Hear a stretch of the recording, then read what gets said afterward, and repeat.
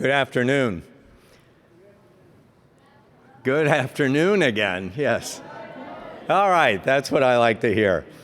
All right, welcome to the Great Global Health Debate. I'm Tom Quinn, Director of the Center for Global Health at Johns Hopkins University, and I will serve as the moderator of this debate. We have two fantastic, illustrious debaters who I will introduce shortly.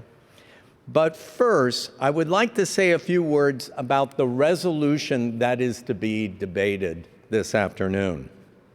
Prior to January 20, the debate resolution was centered about capacity building and strengthening the health workforce. But in light of some drastic and draconian changes in the U.S. global health funding landscape, the Planning Scientific Committee changed the resolution, inappropriately so. And I will say right now that tomorrow, at the final session, there will be a special session entitled 2025 Having an Impact on the New Political Environment.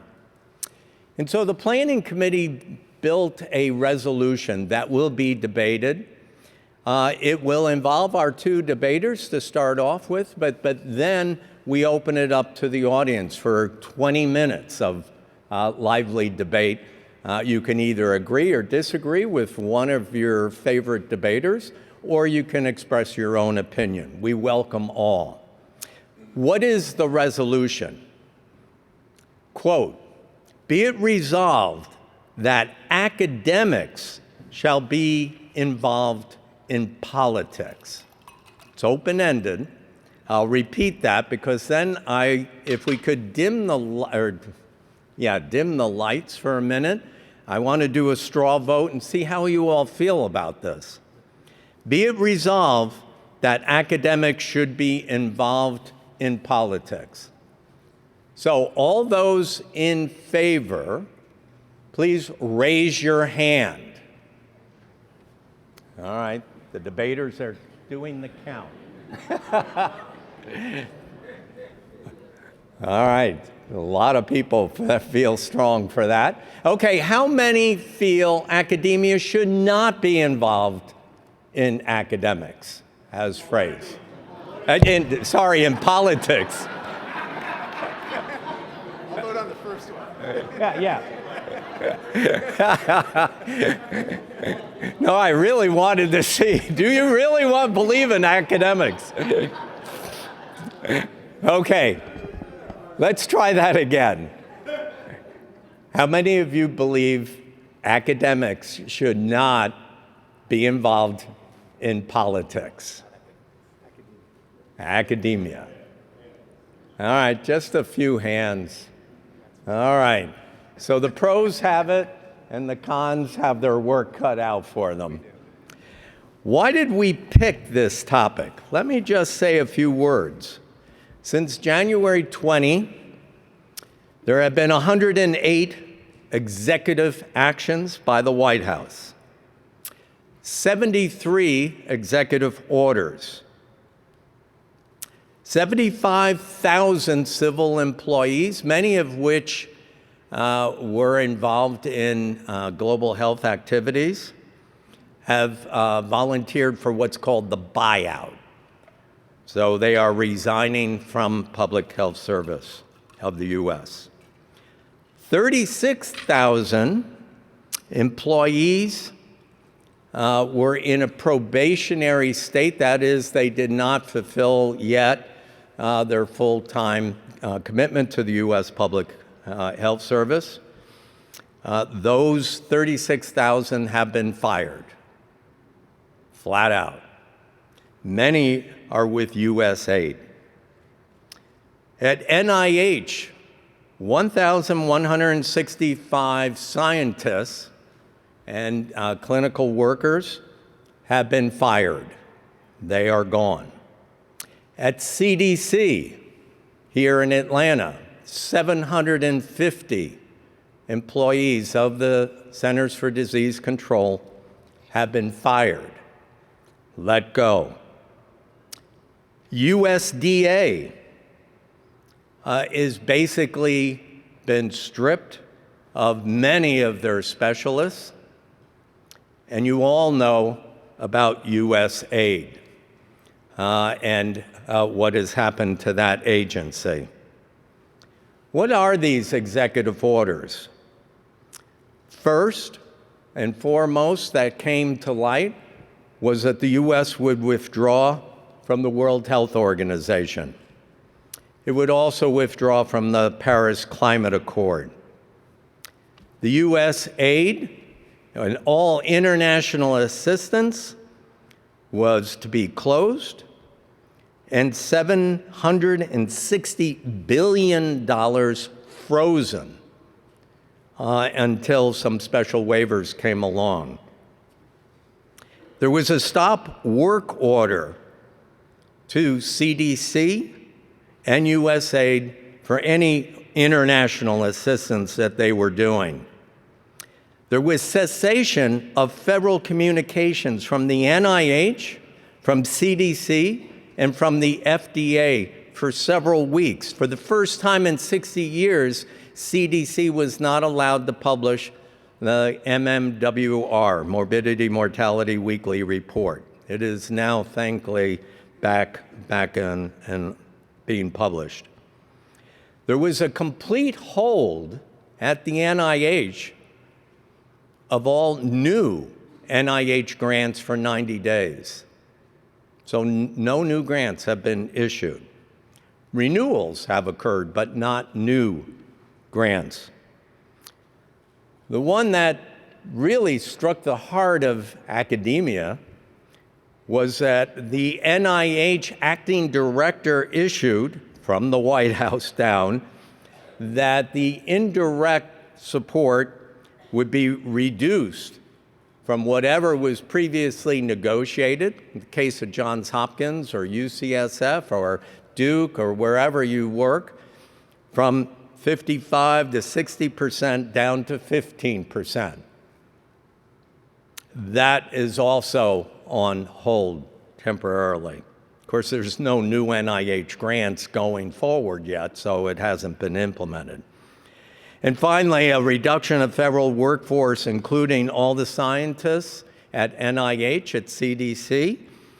The EIS, our Epidemic Intelligence Service, was put on hold, and no further individuals are brought into that.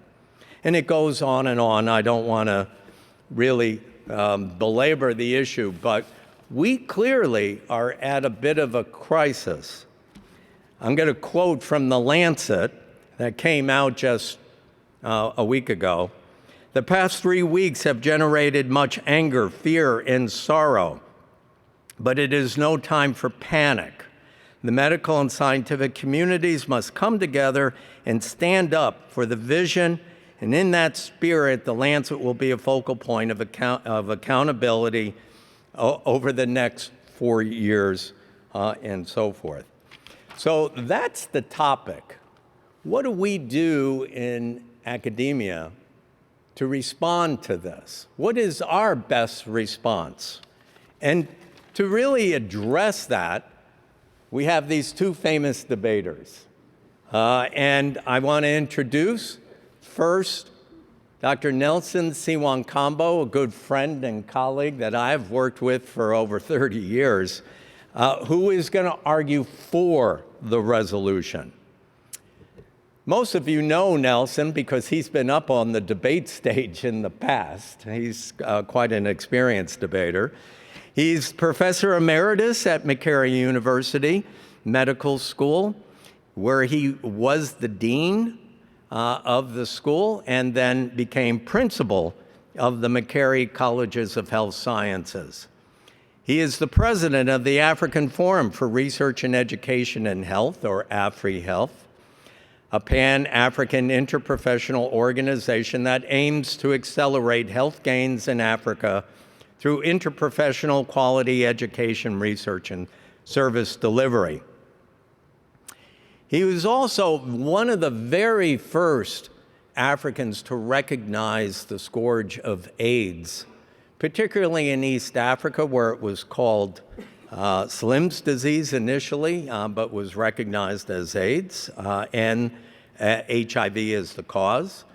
He is the co-founder of the Rakai Health Sciences program, which I'm pleased to be a part of, and built the first and longest running cohort of individuals at risk for HIV infection. He also co-founded the very first institute called the Infectious Diseases Institute in Kampala, Uganda, which is directed towards the care of HIV/AIDS individuals.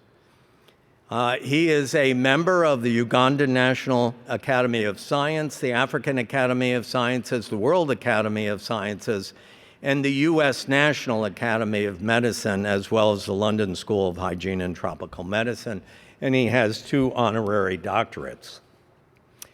Please welcome Nelson. I'm not going to call him to the stage yet.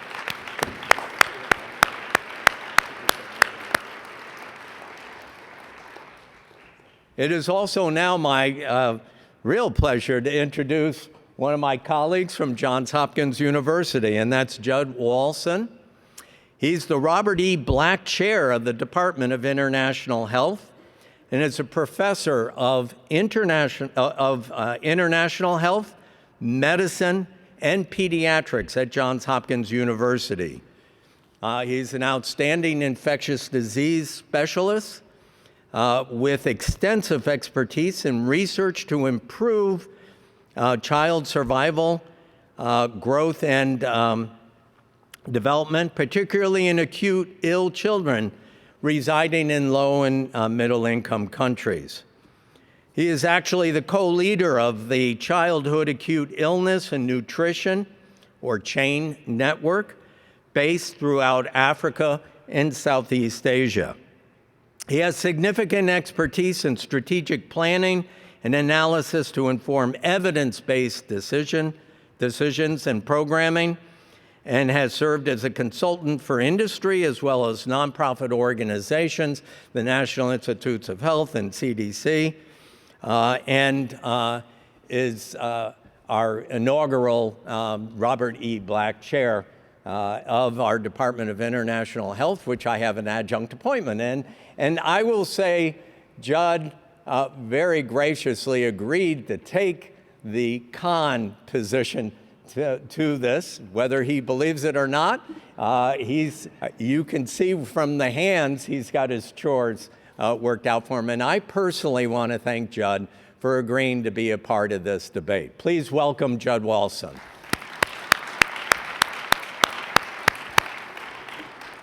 I think you all know how this debate runs. We are first going to give Nelson 10 minutes and then Judd 10 minutes to make their case. They then will have 5-minute rebuttals each.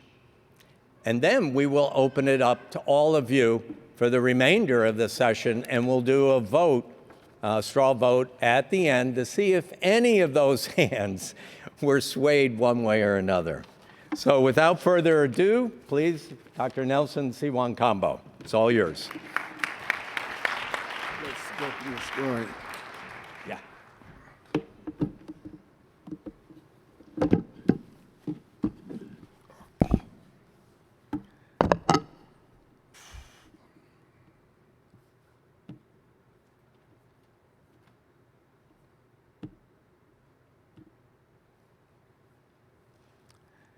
Good afternoon, ladies and gentlemen.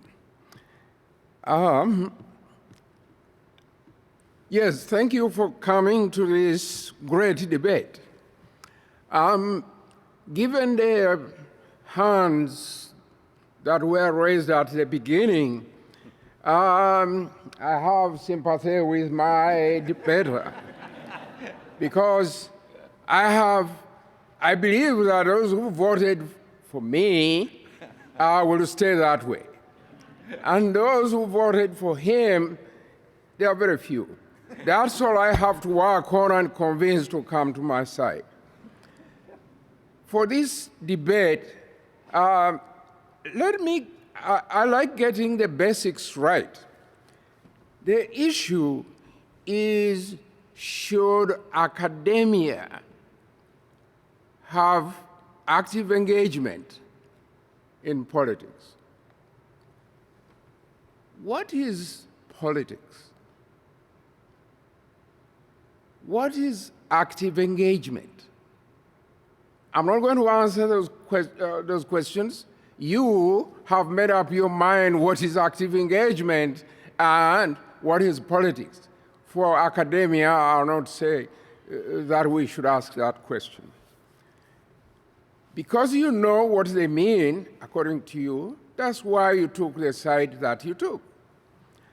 However, let me remind you that active engagement in politics by academia can mean various things to different people. It could mean, it could be as controversial as global health is. You ask people in this room what is global health, you may get many different answers. Some people may look at active engagement as academics running for office, or institutions allowing its students and staff, faculty, to actually participate in national politics or regional politics and take on important issues. Others may believe that active engagement means conducting research that directly influences policy and advocating for certain causes, or even educating the public on important issues. And other definitions from different people they may use. Whereas the academia's primary role, and here by academia, I mean the faculty and the institution themselves where the faculty are, whereas academia's primary roles are to educate students and advance scholarship, the academia, the individuals and the institution are also part of society and should not be oblivious of what is going on around them, provided they do so without bias. And this is very important, without bias. The recent events in the United States, for those who are coming from academia, even those who are coming from outside academia, surely must have convinced everyone that it's not a good thing for academia to stay aloof, watching, and simply not participating, actively engaging in politics. The argument that academia may become biased when they engage in politics does not hold water. It is well known that bias could be a factor in research, and we do research in academia. But there are guidelines and policies around which help people to have responsible conduct of research. And similarly, too, we can have policies and guidelines that help the academia to have responsible engagement in politics. And therefore, bias should not be advanced as a serious issue that deters people from engaging in academia. It is, first of all, the faculty's responsibility and the institutions. It is their civic and moral responsibility to actively engage in meaningfully influencing politics and policy, illustrating, therefore, how scholarly expertise can be utilized well to get successful outcomes of politics. By engaging in politics, academia leverages its collective expertise, moral responsibility, and commitment to truth for public good.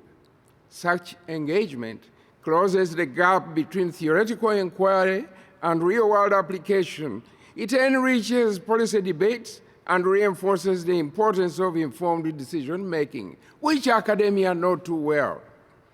Protecting or safeguarding against anti-intellectualism is also important.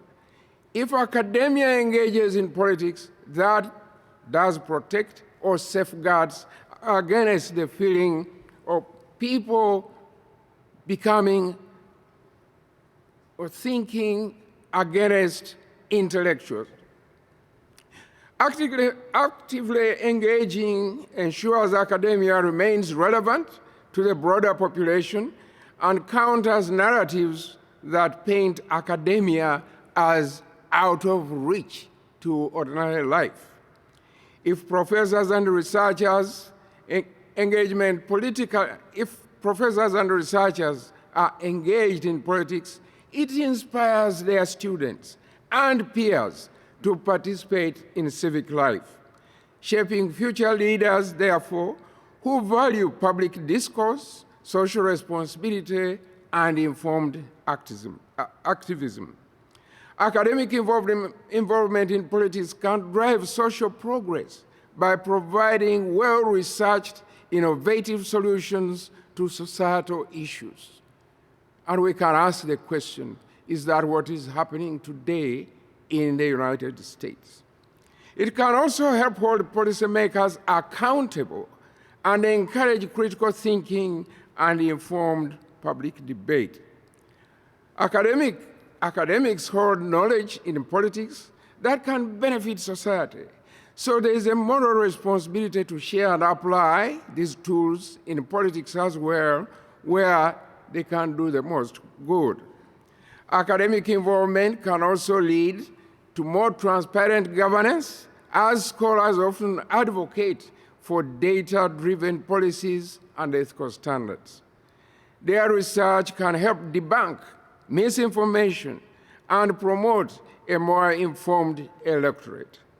Academia's involvement in politics ensures informed decision-making, promotes evidence-based policies, and upholds democratic values. Fostering civic engagement among students and colleagues. When professors and researchers are politically involved, it inspires students, as I said earlier, and the peers as well, to participate in civic life, shaping future leaders who value public discourse, science, social responsibility, and informed activism. It safeguards against anti-intellectualism. I'm emphasizing that a second time, that our engagement does safeguard against anti-intellectualism. Setting norms and values. Academics, when they contribute significantly to cultural and intellectual discourse, scholars proactively engage in politics.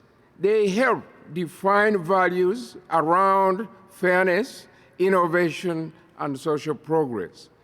Their influence can alter the policy landscape in ways that protect democratic principles and human rights. Misinformation. Let me end with that. We know that the world today, in this age of rapid information exchange, there's a lot of fake news. Academics can act as credible sources, clarifying misconceptions and challenging misinformation. Political engagement gives experts platform to correct falsehoods, ensuring that decisions are based on accurate understanding rather than viral rumor. Ladies and gentlemen, I hope you clearly see the value of academia engaging in politics. Thank you.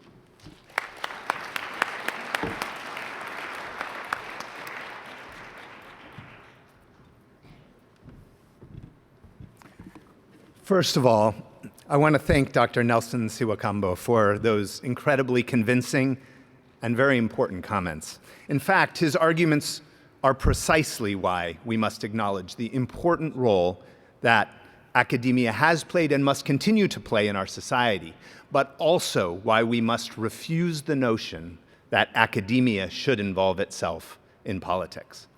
For many in academia, I recognize this is a particularly challenging time. At this moment, we are faced with a crisis that many feel deserves a collective response. How can the academy remain silent now? Shouldn't we stand in solidarity in opposition to the ongoing attacks on the value of science, the role of diversity, equity, and inclusion in ensuring excellence, and the value of foreign aid and humanitarian assistance? It seems impossible that we would not raise a unified voice in opposition. However, in fact, it is precisely this moment that we must demand urgent and unapologetic restraint. We must resist this desire to violate all that academia stands for and all that academia purports to contribute to our society. We must start with a candid assessment of the role that universities play in shaping society and in shaping democracy. In preparing for the talk, I was looking for places to go as a reference, and I thought about the movie Animal House, 1978. Great university movie. Unfortunately, none of the quotes I found seemed appropriate for this debate. So in any case, universities have played a really key role in fostering independent thought, critical thinking, and in educating communities about both the value of political engagement, but also about how we participate meaningfully in our democracy. Throughout history, when democracy has been challenged by leaders and institutions who do not embrace democratic values, it has been the university which has endured as a place of free expression and exchange of ideas. In the words of Paul Massari at Harvard, universities are more than educational institutions. They are havens for freedom and the pursuit of knowledge, offering a foothold for societies striving to grow and to improve. To quote W.H. Auden, the definition of a college professor is someone who talks in other people's sleep. The long-term impact of higher education on each of us in how we think about the world and how we engage with our world cannot be overstated. We must acknowledge that the animosity that is now being directed at the very institutions and ideas that we hold so dear is real. We must reflect on the fact that there are tremendous differences in the lives and livelihoods of those with and those without a diploma in this world. There are stark differences in income, in health and life expectancy as a result of this diploma divide. And along with these very real differences in the lives of Americans and of those around the world based on access to higher education, there is also a growing perception that the academy, comprised of elite institutions, supported by an elitist culture, continues to portray itself as a superior source of decision-making due to specialized expertise, experience, knowledge, and understanding that is the target of so much of this resistance. The corollary to this perception is that those individuals outside the circle of knowledge afforded only to those in the academy do not have the experience, the expertise, the knowledge, the understanding to participate meaningfully in decisions about our society. Millions of individuals feel excluded from our democracy, and they see their lives more negatively impacted than that of their neighbors who have attended university. We have to acknowledge the very real dangers that we create when we encourage the academy to speak with one voice, any voice, in a pluralistic society. This is the heart of the issue, and why we must insist that academia not be directly involved in the political. In February of 1967, the University of Chicago formed a committee, the Calvin Committee, to prepare a statement on the role of the university in political and social action. The statement affirms the commitment of the university to the academic freedom of faculty and students, while also insisting on institutional neutrality regarding political and social issues. I just want to share a couple comments from that statement. First, the university has a great and unique role to play in fostering the development of social and political values in our society. The mission of the university is the discovery, improvement, and dissemination of knowledge. Second, a university faithful to its mission will provide enduring challenges to all social values, policies, practices, and institutions. By design and effect, it is the institution which creates discontent with the existing social arrangements and proposes new ones. In brief, a good university, like Socrates, will be upsetting. Third, the instrument of dissent and criticism is the individual faculty member and the individual student. The university is the home and the sponsor of critics. It is not itself the critic.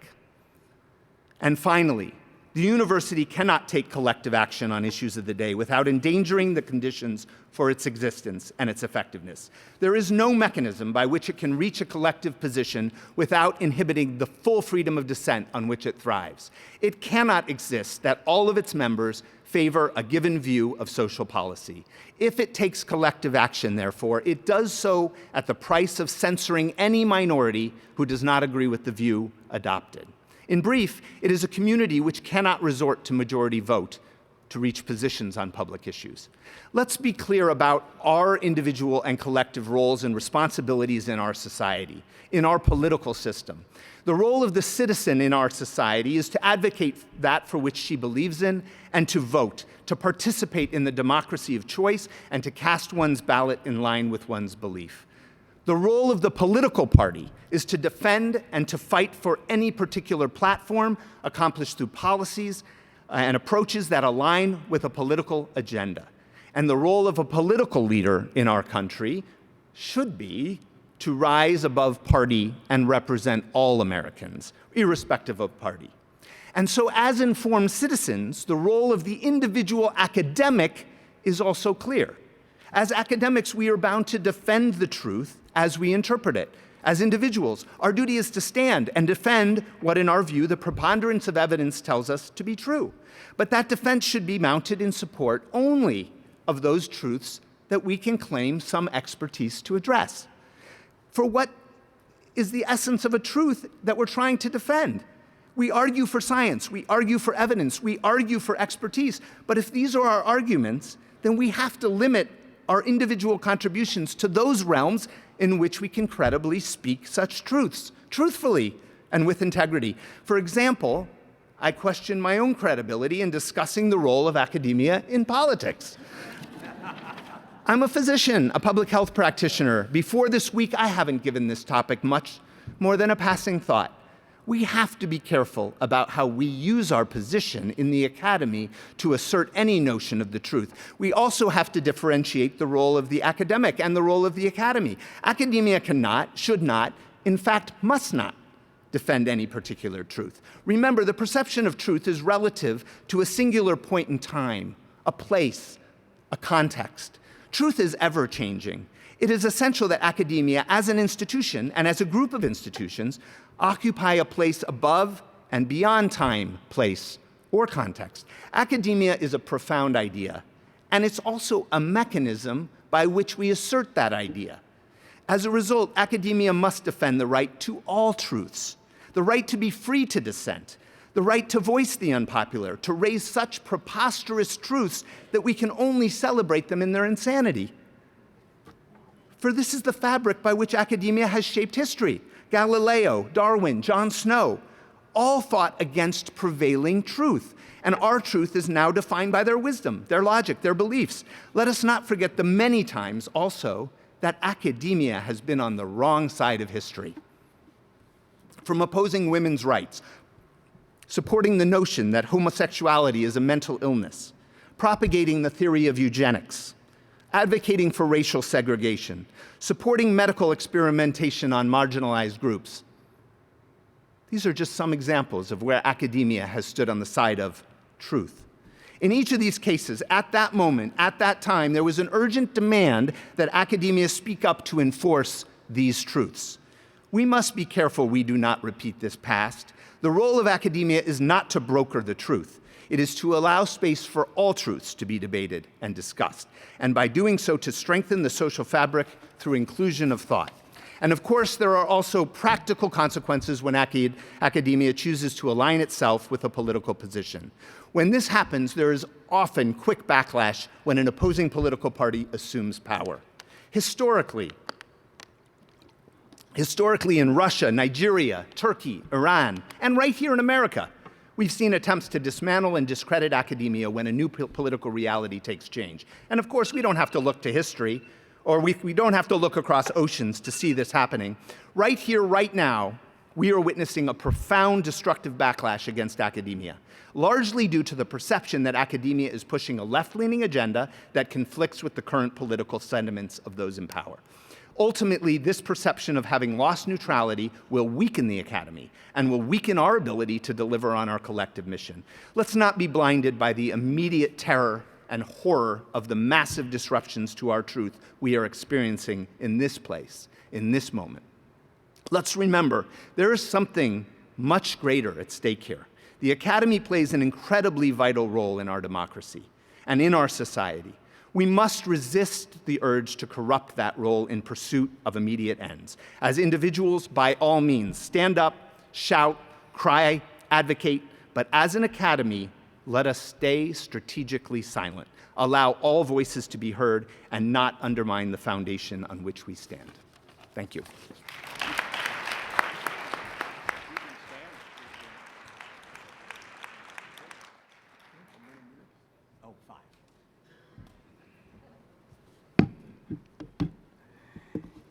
Yes, so thank you very much for your contribution to the debate. But I dare say that you've left us feeling like the world does not change. That academia, as it was 100 years ago or 200 years ago, so it shall be today. And yet, when we see a lot of change around us, certainly academia has to think again and say, where do we go next? How do we do business?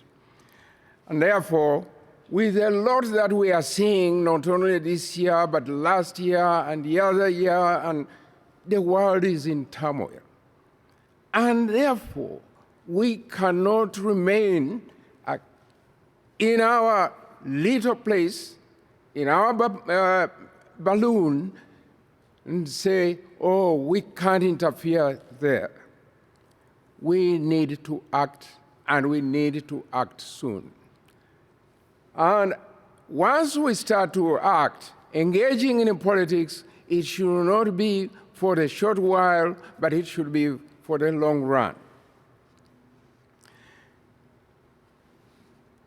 This morning, I was listening I was digging up stuff, as I do usually in the morning.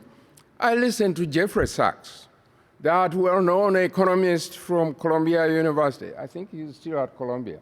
Yeah, I think so. And he was talking a lot, in fact, for nearly an hour. He was talking about the history as he saw it, how Russia and Ukraine came to where they are today, and what went on.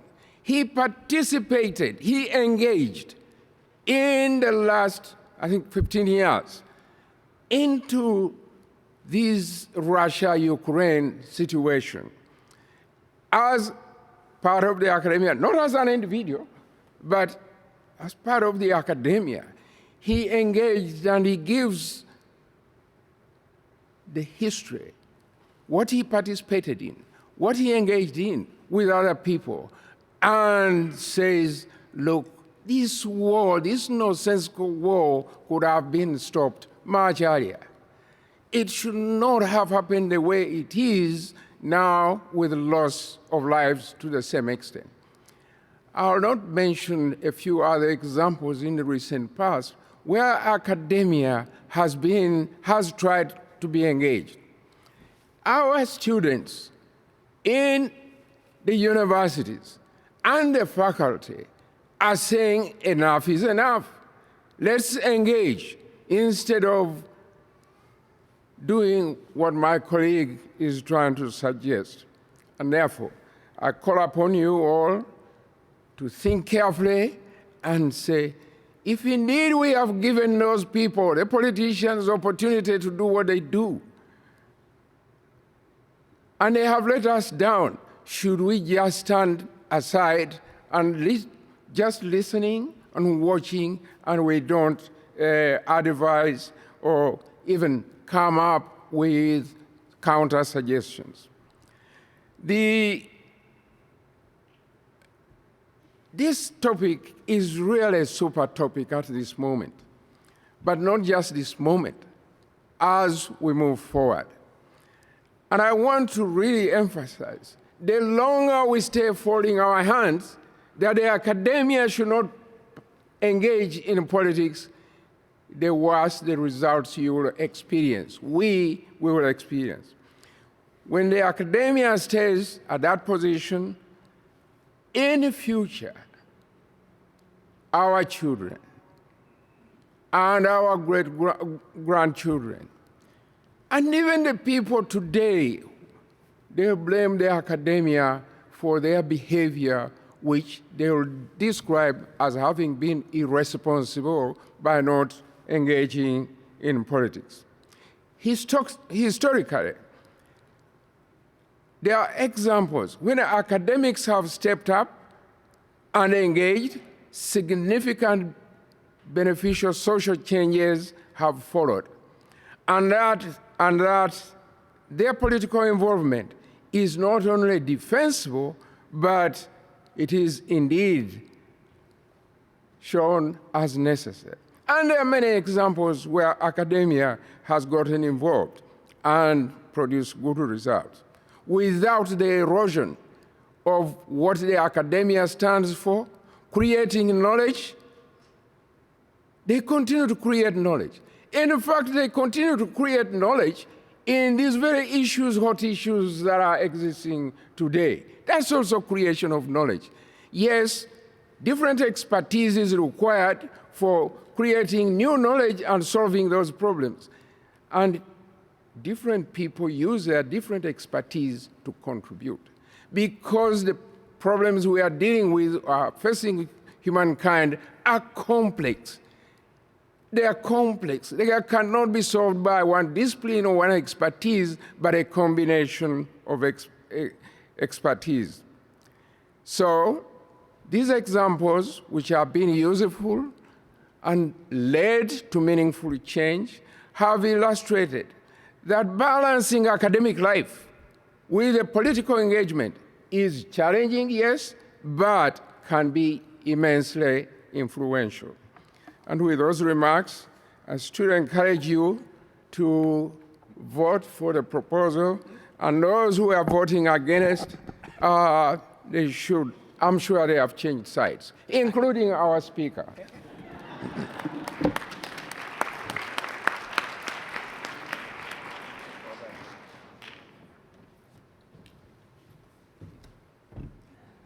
I will be brief in just a few concluding remarks in response to those great comments.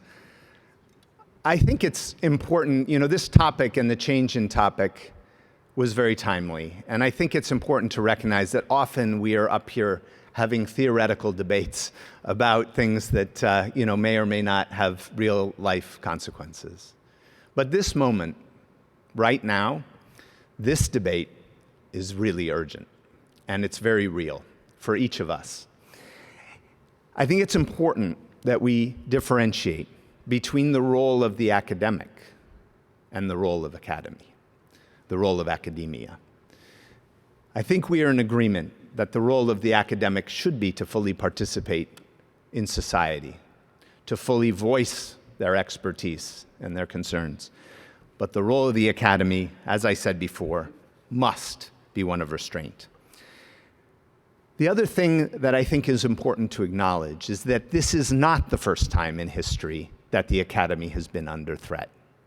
If we look at Russia, if we look at Cambodia under Pol Pot, if we look at what happened in China, if we look at many places in the world, including right here in the United States, We have endured as an academy. We have survived even more terrible onslaughts than that of which we face today. In fact, I would argue that the resilience of the academy speaks to its very strengths, and we can be sure that we will survive this moment. But how will we survive this moment? Will we emerge stronger or weaker from our response to this moment? And that's the question before us. So again, I urge all of you to really think carefully. The question before us today is not should academics engage in politics, but should academia engage in politics? And I think with that, many of you hopefully will see that perhaps a change of thought is warranted. So thank you, and thank you so much, Nelson. Appreciate it.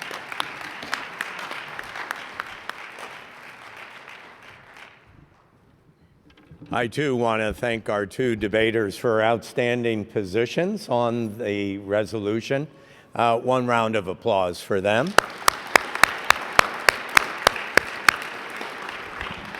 All right, this is the time, and of course I've got spotlights so I can't see very well, but we open it up to hear from the audience, from you academics and academy representatives.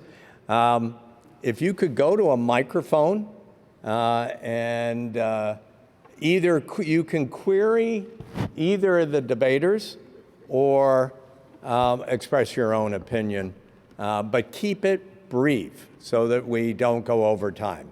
So I think it's Quentin right there. Yeah, hi.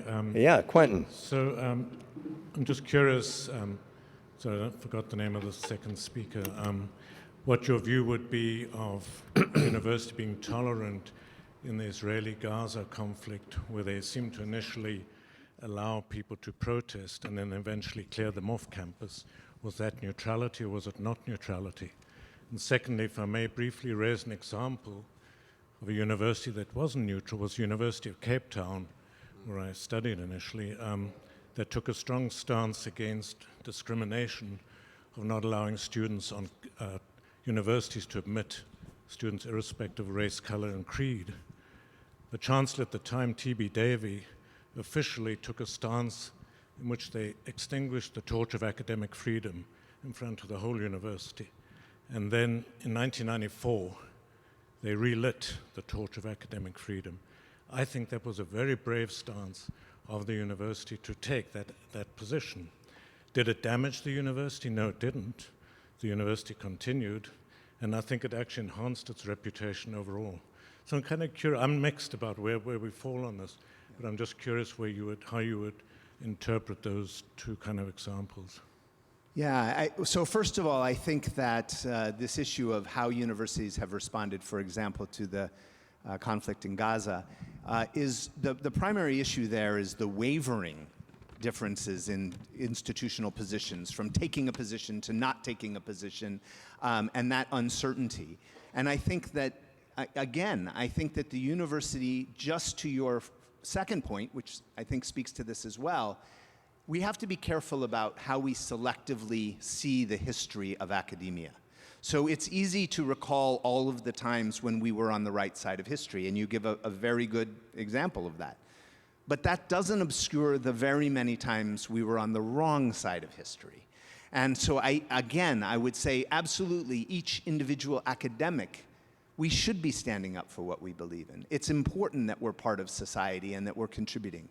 But the institution and the academy as a whole needs to be, I think, very cautious in not taking any particular stance on social issues, because while in retrospect it's easy to point to the successes, we are biased in how we assess our own history, and we have to realize that we can never be sure in the moment where we will fall in the next 50 years. And so I would say it only supports further the assertion that the right role of the institution is one of neutrality. I'm going to rapid fire questions or comments. I just have a quick comment. So Eric Choi Pena from Northwell Health. I guess it's to both speakers, but I guess what is the thought when universities are not just the academy. They're often the largest employer in a city. They have human resource policies. They have deans that have to make statements on what research to support and not support. So when the politic is being aggressive to the academy in saying, here's what your policies can be, here are the words you can use in a proposal, or they'll be immediately discarded, it's putting us on the back foot. And so how do you respond to that without engaging in politics? I'll quickly answer. This is a very important point, and it's one where I think there is a challenge that universities face, and that is that the university as an institution plays an important role as a member of the academy, which we've been talking about. But the university also is a business entity, whether it's public or private. It has a business function. And that is where this tension arises. So the academy, the institution as a representative of the academy must maintain neutrality. But the institution as a business unit occasionally must speak in voice of support of business policies. And that is a terribly difficult thing to navigate, because the line between what's a business, what is a policy that will directly affect the business operations of a university can be interpreted broadly. And so I agree, that is a challenging area with our current model to navigate. Very good. You are beginning to move in the right direction. One foot at a time, he's coming along.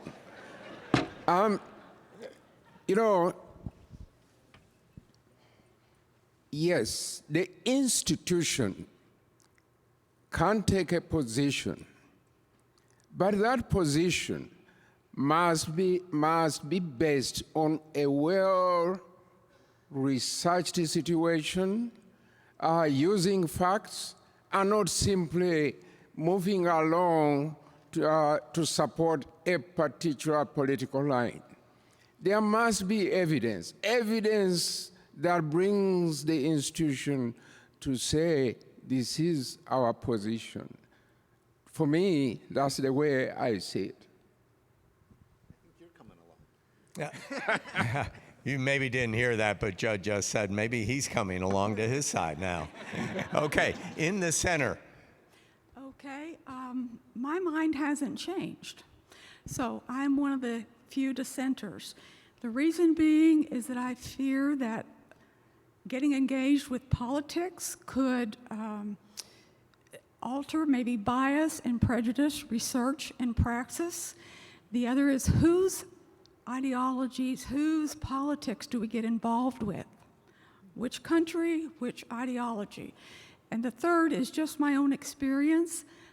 As I've progressed through a doctoral program, I was allowed to read and learn with no political pressure from any professor, but I made my own choices then.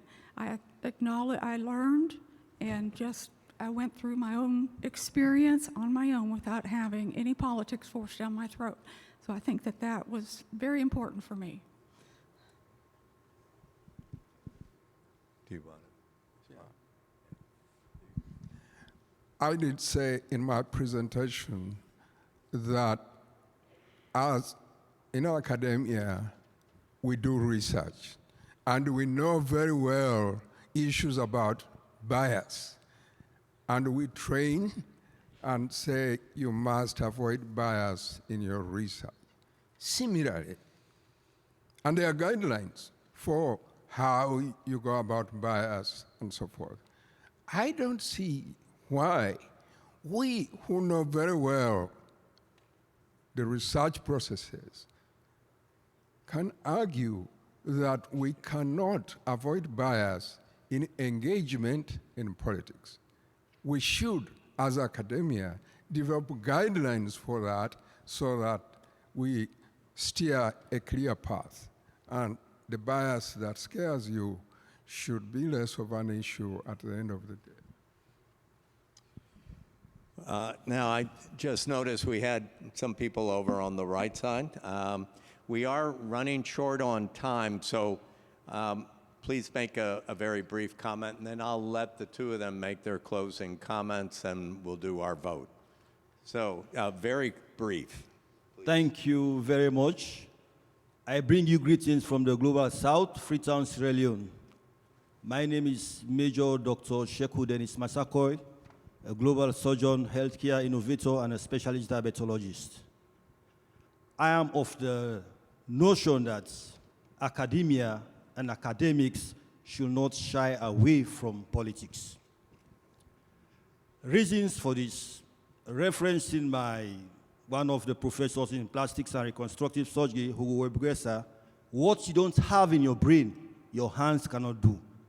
So some of these issues we are facing now, those passing those resolutions that is troubling the global health population, is simply because, honestly, they don't have the basic, they don't have the facts of some of these issues. So what do we expect? So by us having the statistics, having the data, knowing the real issues, the social determinants of health and related parameters, if we move towards navigating around politics, be it academia or academics, we will have a better way of passing resolutions that will not only benefit the global health community, but will benefit the entire world population in terms of addressing the social determinants of health and other related parameters affecting the entire human race. I end my submission by saying I am of the notion that academia and academics should not shy away from politics, but rather we should rally around and see how we can fix the world problems. Thank you. Thank you for your opinion. In the center, very quickly, we are out of time, but Yeah, I just wanted to add that I think that when we take government money, we are being engaged in politics. When they set the agenda and when we edit our research proposals to fit this disease or this buzzword or whatever, we're already being engaged in politics, so we might as well have our eyes open about that.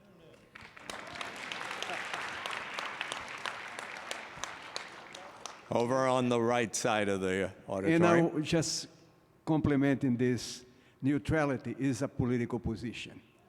And when we say that academia should be the place to preserve the rights of every voice to be heard, that would not be acceptable in extreme totalitarian regimes. And so, no matter how we state it, we are engaged in politics. Thank you. Senator? Yeah, I had a very similar comment, which is that the argument for academia to not be involved in politics hinges on the fact that academia could ever be or has ever been an apolitical institution, which it's not. Considering how expensive it is, considering the makeup of it, which is majority white and often aligned with a very elitist white supremacist agenda, academia is inherently biased and very political. And so when we say we want to prioritize free and open dissent, that's super selective because we want to prioritize open dissent until somebody is protesting or until somebody who might not share a majority opinion wants to speak. So it's important to consider academia is deeply political, and so shying away from it is just selective participation in certain politics. Yes. On my right. My question is, in both Uganda and in the US, politicians have attacked sexual minorities. And so the question is, does the university have a role to stand up for its constituents in both of these countries? We'll let you comment at the end. And let's see, over here, last on that side. For the professor who dissented, there's this notion that within the academy lives in this purely purist mode where the job is just to listen and receive and provide space. However, we are faced in a situation where many people who look like me aren't even given a space because now there's this erasure. We are going to not say these particular words that may refer to these particular people. It's not politics. I think we need to kind of go back to what is the truth. And there should be certain truths that are just self-evident, whether you're in the academy or whether you're an academician. As long as we don't start from there, I think you almost have to take a stand. Thank you. All right, I'm really going to have to cut this off, but I'll give you 30 seconds each. Okay, I was about to say that everyone's existence, my existence, every individual in this room, everyone's existence is political. We cannot separate our lives from politics. It's always going to be political. And we as humans, as you mentioned, we are very biased. And it is so important for us to take stand for what we believe in, because our absence of response is also a response. Our absence of stands is always us taking a stand for another party, which we might incline towards. So it's important for institutions to be more transparent about what they believe in, because their decisions affect a lot of individuals, whether they are aware of it or not. Last one. So I was just going to say that a comment was made that an institution acts as a business entity. Well, businesses are considered persons. And so if they are a business, they should have a thought and they should have a stand. And if we are going to be a space for everybody to be diverse, how can we tell them to have thoughts while we don't have one of our own? So I definitely think that we should have a thought. Whether people that attend those institutions agree with what our thoughts are, that's the whole point, right? So why can't we be engaging in that conversation and actually be a representative of what we're trying to create in these institutions? Thank you. Okay. Judd, do you want to? I sensed more comments here that you need to respond to. And then, Nelson, you'll get the last word. Thank you. And I think the speakers and questioners were fantastic. And I want to really deeply appreciate this feeling that, I agree. We live in institutions that are that are political. And we take federal money, and we are therefore engaged in the political. There's no question. But I think it's important to also not succumb to the idea that because the academy has not lived up to the ideals of the idea of the academy, that therefore we should throw it out the window and allow ourselves to be tempted to stand with one particular set of viewpoints. Yes, we have fallen short of living up to that which we strive to be as an academy. There is no question. But that only further strengthens the need to double down on the idea of free, unfettered discourse that is at the heart of what it means to be in a democratic academic institution. That is the role of academia. I also agree, as our questioners, several people said, that the role of the individual, it is critical that individuals stand up for what they believe in and fight for what they believe in. That is not the issue. The issue is that we must create this idea. We must grow and support this idea of academia. And while under dictatorial regimes we see a suppression of academic thought, we always see the rebound as those countries emerge. Academia survives, and it survives precisely because of the very ideal it tries to strive to be. So I think these thoughts all reiterate the very important, very real position that academia, not the academic, must stay out of the political. Dr. Siwan Kambo. I hear you when you say the academia, and you make a difference between the academia and the individuals. But something is telling me the academia becomes academia because they are individuals. And therefore, a very strict separation between the academia and the individuals seems superficial to me. It is not a well deeply thought out idea. Anyhow, the subject we are debating today is extremely important. And I hope that this debate has sown a seed to all of us, that we go back and think about these issues in our institutions and see where to go. and be able to advise leadership of the academia on what should happen next. Thank you.